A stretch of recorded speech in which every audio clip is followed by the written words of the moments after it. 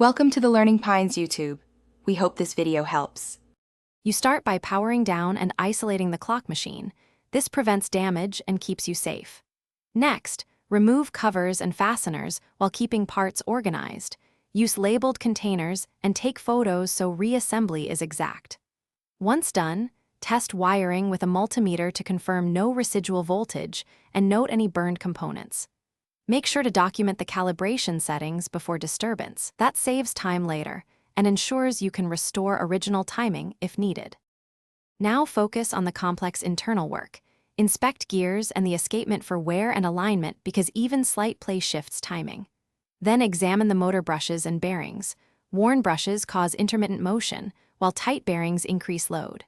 Once inspected, remove the control board and look for bulging capacitors or cracked solder joints. Reflow or replace as needed. After parts replacement, clean electrical contacts with isopropyl. Apply a light lubricant to moving parts, and recheck clearances so motion is smooth. Reassemble carefully, reversing your photos and notes.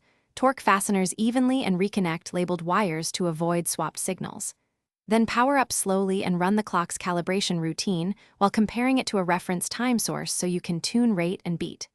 If the clock still misbehaves, isolate the subsystem.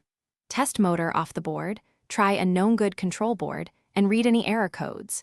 This pinpoints whether the fault is mechanical or electronic. A single troubleshooting tip. If intermittent, wiggle connect. Thanks for watching. Consider subscribing if we helped you.